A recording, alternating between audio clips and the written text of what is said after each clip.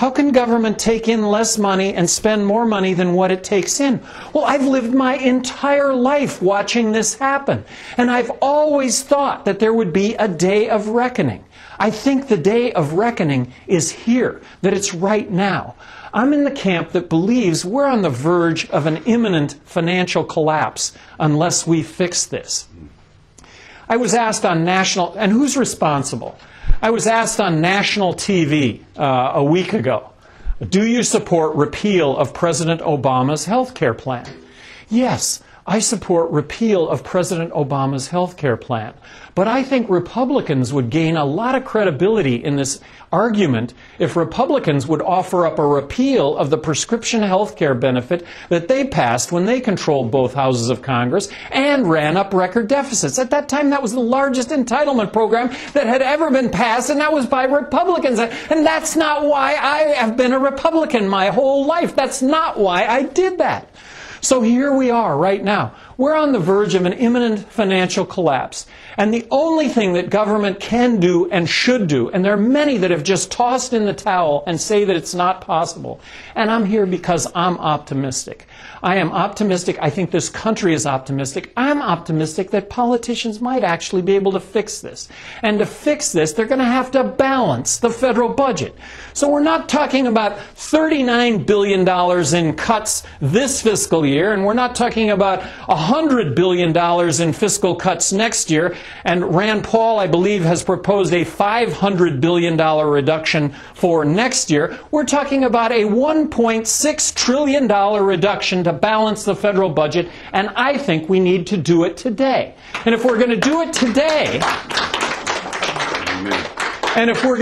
today, we've got to start by talking about Medicaid and Medicare and Social Security and defense. So Medicaid, Medicare, federal government, and I'm just going to throw these out, and there are a lot of ideas, but Medicaid, Medicare, federal government capitates the amount of money that they're going to spend on Medicaid, Medicare. They're going to give it back to the states. 50 laboratories of innovation to give health care back to the states.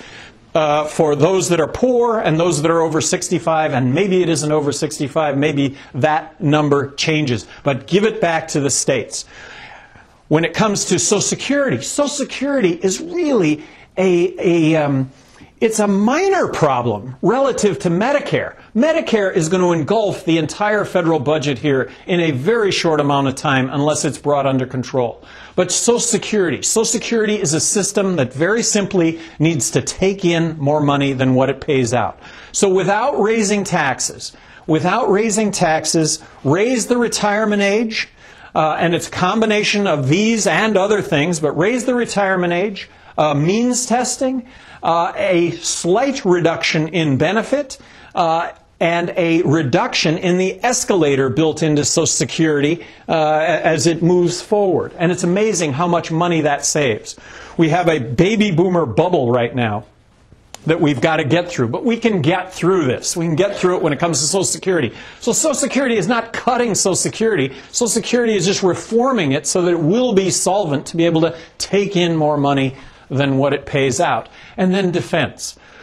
We're spending more money on defense than all the other countries in the world combined, and we're 5% of the world's population. We cannot continue to nation build when we have our own nation to build. Other nations need to share in defense of the world. Can we provide a strong national defense for this country and cut national defense by 43%? Yes, we can, but the operative word here is defense and not nation building worldwide. I would have been opposed to Iraq from the start.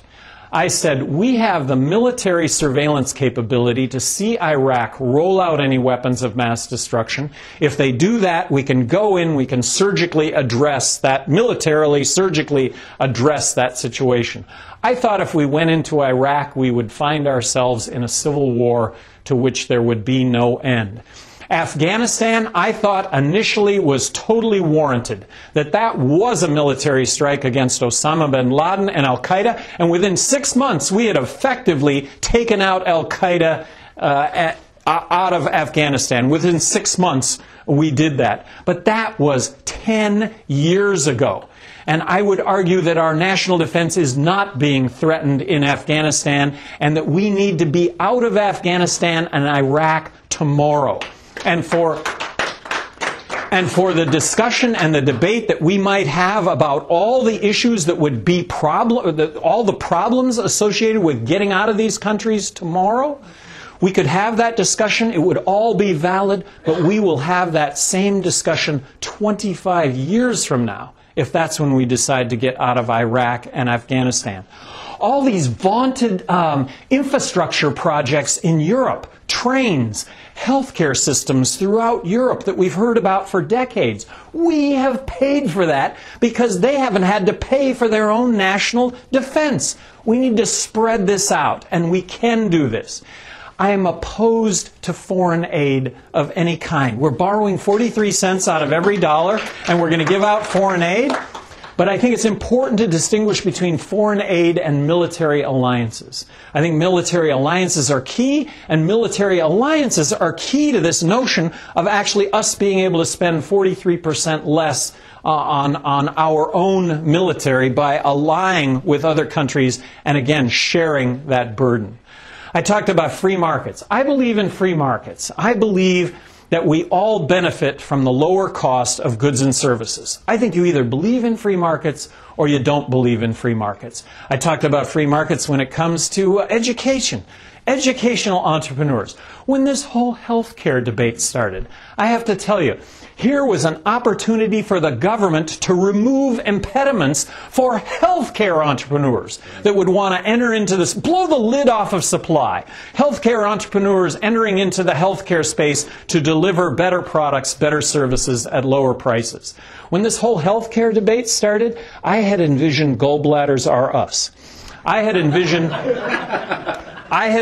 healthcare clinics that would offer gallbladder surgery at thousands of dollars as opposed to tens of thousands of dollars. I think Orlando would have a huge niche when it comes to hospitals. I mean, you could go have your gallbladder done and go see Mickey Mouse at the same time. I mean, but advertise pricing. What we have done is insurance entitlement. In a free market system, how on earth can you expect to have insurance to pay for? It's like having grocery insurance. Nobody pays for groceries. Grocery insurance does. So what happens to the price of groceries? Well, they're out the roof because nobody pays for it. Grocery insurance does. Look, healthcare insurance is the same way. I would have health insurance to cover myself for catastrophic injury or illness, and I would like to pay as you go in a system where there was advertised pricing, and I had a whole lot of competition to choose for what I was doing. Immigration. Immigration right now is a huge issue, huge topic. First of all, I would like to say that this is a country based on immigration, that immigration is a good thing, and that immigrants are responsible for tens of millions of jobs that would get created in the United States if we would embrace that. So right now we're educating foreign students. We're educating them, and because of our convoluted immigration policies, we're sending them back to their countries of origin, where they're ultimately going to employ tens of millions of Indians in startup companies in India, as opposed to here in the United States. So let's eliminate the corporate income tax. Let's eliminate the corporate income tax, understanding that it's a double taxation, and that would reestablish this country as the place to start up and do business. So let's bring those tens of millions of jobs here into this country by eliminating the corporate income tax. Back to immigration. Immigration's a good thing. We have a problem with immigration, though. We have a problem with illegal immigration. Immigration should not be about welfare at all. Zero. Well, immigration should be about work. So, and we have our own issues with welfare in this country. Are Mexicans coming across the border and taking entry-level jobs from Americans? Absolutely not. Because we as Americans, we can sit at home and collect a check that's just a little bit less or the same amount of money for doing nothing. Welfare. So we have to reform our welfare state. Back to immigration. Let's make it as easy as possible for immigrants that want to come into this country to work, to get a work visa. A work visa, not citizenship, not a green card, which is permanent non-resident status, but a work visa. And a work visa would entail a background check, and a work visa would entail a Social Security card so that applicable taxes would get paid. And then with regard to the 11 million illegal immigrants that are here in this country right now, let's recognize the number one reason why they're here illegally. And that is the government's made it impossible for them to get a work permit. So they can't get a work permit, but they have dozens of friends and family that live in the United States, so they know if they can get across illegally, they can get a similar job. So for those 11 million illegal immigrants that are here right now, let's set up a grace period where they can get a legal work visa. Legal work visa, not citizenship, not a green card, just a work visa, background check, Social Security card. And then when you pass laws that are enforceable, then let's actually enforce the law. And in deference to what happened with Ronald Reagan when he did this, the government at that time set in with all these quotas for work permits and what have you. Don't get the government involved in work permits or any of that. Just let employers determine whether or not they need help. And if they need help, then they can accept that help. And if there's no work, then workers will just leave, which is the phenomenon that we really have going right now. And then the notion of building a fence across 2,000 miles of border, the notion of putting the National Guard arm in arm across 2,000 miles of border, in my opinion, would be a whole lot of money spent with very little, if any, benefit whatsoever. And then back to legalizing marijuana. Legalize marijuana and arguably 70% of the border violence with Mexico goes away, because that's the estimate of the Mexican drug cartel's activities that are engaged in the trade of marijuana. 28,000 deaths south of the border over the last 4 years. If we can't connect the dots between prohibition and violence, I don't know if we ever will be able to. These are disputes that are being played out with guns rather than the courts. I really appreciate you inviting me here this evening.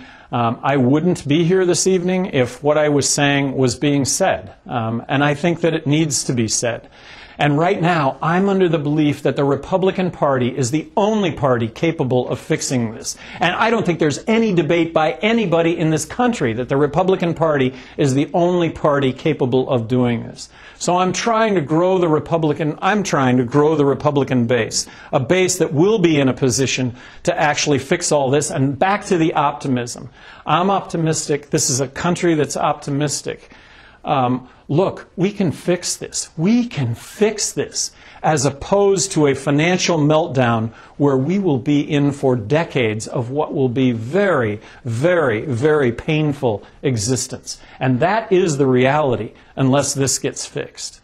So I would love to answer any questions, any comments, any insults that maybe any of you had. Rich Giddens, Sassoon City. Welcome, Governor. It's a pleasure to see you this evening. I've seen quite a bit of you on TV and all. My question to you, sir, is your state currently accepting refugees from California? A lot of California, and great. Come on in. Come to New Mexico. Could you discuss a little bit your favorite tax system, whether it's tariffs, flat tax, or sales tax? I like the notion of I like the notion of flat tax. I love the notion of simplifying the tax system.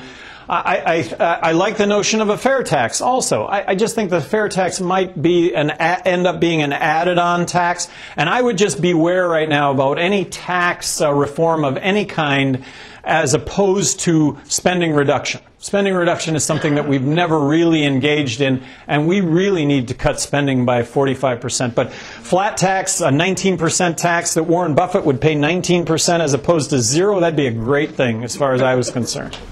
Yes, sir. My name is Jim McCulley. I'm a member of the committee, and I thought of several things while you were speaking, but one I'm very curious about. You said that the Armed Forces budget was 43% out of kind of whack, if I'm understanding you correctly. Well, the government needs to be cut by 43%, and that would include defense spending. Okay. And you talked about foreign aid and other kinds of things.